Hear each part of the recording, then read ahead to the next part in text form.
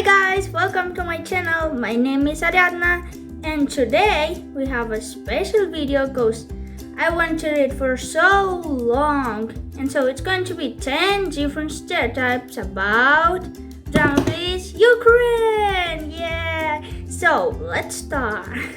So for the first stereotype, we have that all women are really beautiful. Actually, it is true. Ukrainian women are considered to be really beautiful, and so they love to put makeup on and wear beautiful clothes and just dressed up nicely. So yeah, we can consider that the most beautiful women are Ukrainian. So now let's go to the second one.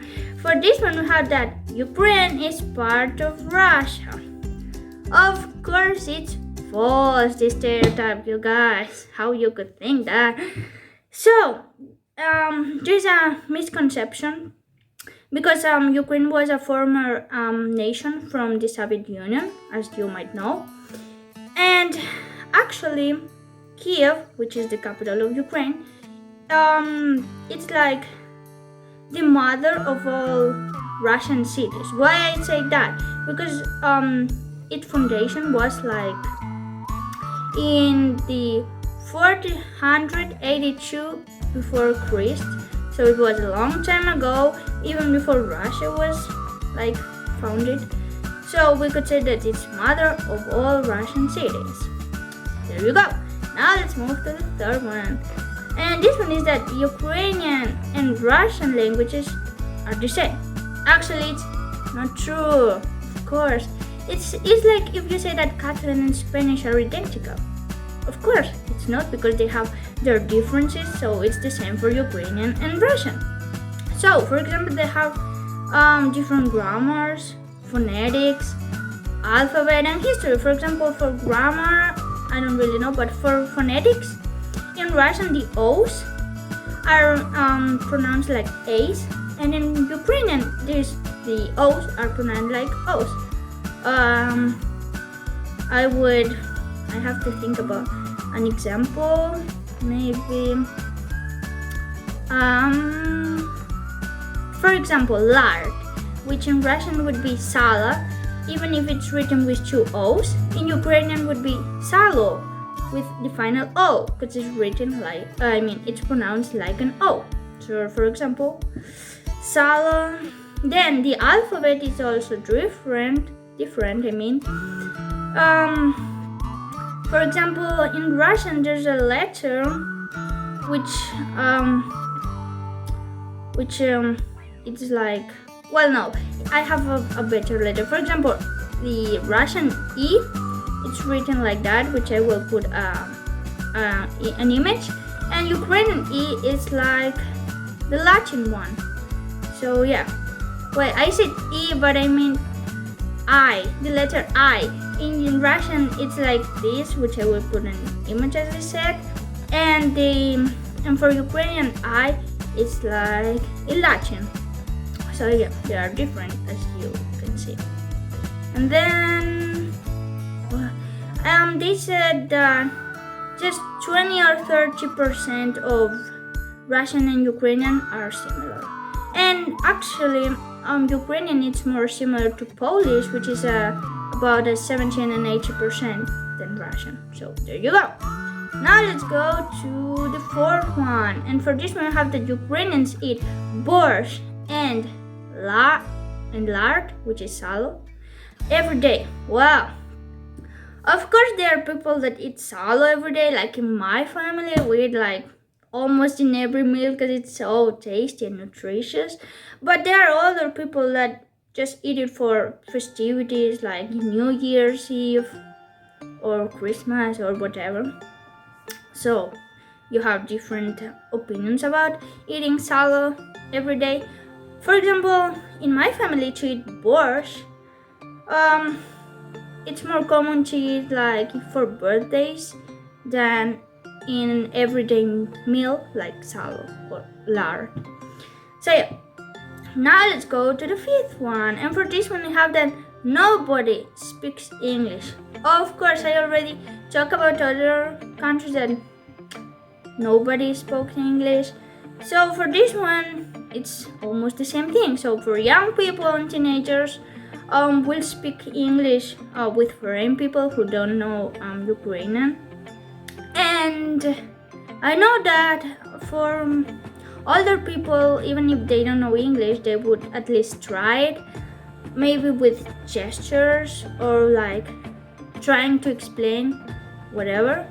So maybe older people don't know English, but at least they tried. So now let's go to the sixth one. And for this one, we have that Ukrainians are extremely hospitable. And this is the kind of old stereotypes. And this is true, extremely true, actually. So since the ancient times, like guests like they would like invite, if they invite somebody, your house has to be like really clean. You have to have plenty of food so the guest is really comfortable in your house. So actually Ukrainians are hospitable. So even if somebody is not invited, they would try to be their best to make this person feel like it's their home. So you see, they are really kind people. Now let's move to the seventh one. So for this one, I have the again related to food, that we have to finish all the food in a plate. I think this stereotype was already in the Russian one, but it's true. For example, I know that my grandmother or my mother always told me that if I have to go to somebody's house, I have to finish all their food, even if I don't like it, even if I'm planning it, if I am full, I mean. And why you would say that? Because it's how you are grateful for the food and for like eating actually, and so you would make this person happy if you eat it. So it's our, like, I would say, like, I don't know how we explain it, but we all do the same thing. So even if we don't like the food, even if we are full, we just eat it all and we are grateful for that. So if you go to Ukraine and somebody, some host makes, for example, I don't know, like fish, and you don't like it, you have to eat it because it's how you show that you are grateful for that. Now let's move to the eighth one. And for this one, we have that Ukrainians eat a lot. Well, I don't know where these stereotypes come from, but it is said that only 20% of people suffer from overeating. So they are so they have more weight than they have to. So it's not even half of the population. I mean, half of the population, yeah. Not the population, of the percentage. So as you see, not all the people are fat. We are like, and it is considered as well that Ukrainian food is really nutritious and it's balanced and it's actually moderate. So, you know, it's not that bad. Now let's move to the ninth one, and we have that Vyshyvanka is a casual clothing. Well, if you don't know, Vyshyvanka is our traditional clothes, which I will put an image as well. And actually we don't wear it every day, just for festivities like the Day of Independence of Ukraine or September 1st when we start school or whatever. So we don't use it every day. Like in French we have the barrette, that we have the same stereotype. So as you see, it's a little bit down this stereotype. And now let's move to the final one, and I'm really sad because I want to because I want to do more of this one. So if you want to have that I do a second part about Ukraine, comment down below. And yes, now let's move to the last one. So for this one, I have that Ukraine is a radioactive country.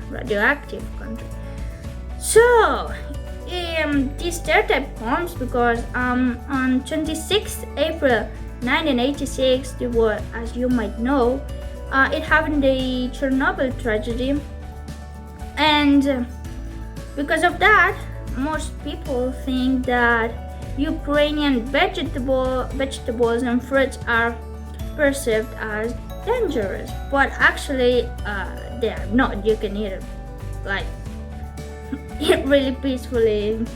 It's not, their food is not radioactive, and it happened like a long time ago.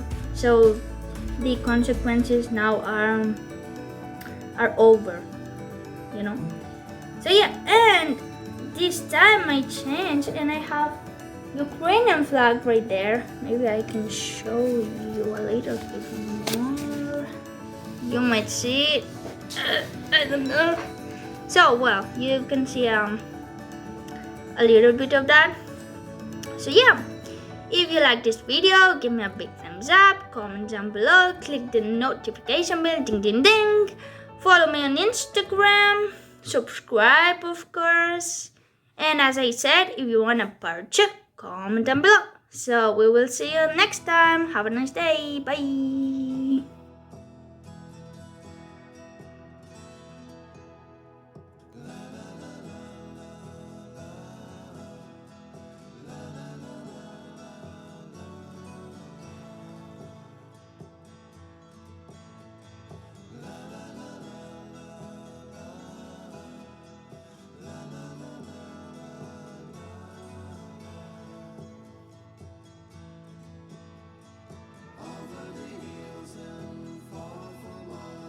She's waiting.